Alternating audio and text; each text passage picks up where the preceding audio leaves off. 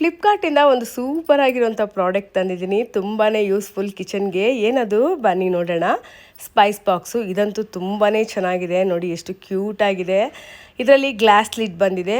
ಒಟ್ಟು 9 ಬಾಕ್ಸ್ ಬಂದಿದೆ. 8 small box ಹಾಗೆ ಒಂದು ಸ್ವಲ್ಪ ಬಿಗ್ ಸೈಜಲ್ಲಿ ಬಂದಿದೆ. ನೋಡಿ ಈ ಥರ ಬಂದಿದೆ. ಕ್ವಾಲಿಟಿ ಅಂತೂ ನಿಜವಾಗ್ಲೂ ತುಂಬ ಚೆನ್ನಾಗಿದೆ. ನೋಡಿ ಪುಟ್ಟದಾಗಿ 3 ಸ್ಪೂನ್ ಕೊಟ್ಟಿದ್ದಾರೆ. ನಾನಿದನ್ನು ಏನಕ್ಕಪ್ಪ ತರಿಸ್ಕೊಂಡಿದ್ದೀನಿ ಅಂತ ಬನ್ನಿ ನೋಡೋಣ. ನೋಡಿ ನಾನು ತರಿಸ್ಕೊಂಡಿರೋ ಅಂಥದ್ದು, ನಾನು ಲಕ್ಷ್ಮೀ ಪೂಜೆಗೆ ಬಳಸುವಂಥ ಪೂಜಾ ಸಾಮಗ್ರಿಗಳೇನಿದೆ ಅದನ್ನು ಅಷ್ಟು ಪ್ರಾಪರಾಗಿ ಇಟ್ಕೊಂಡಿರಲಿಲ್ಲ.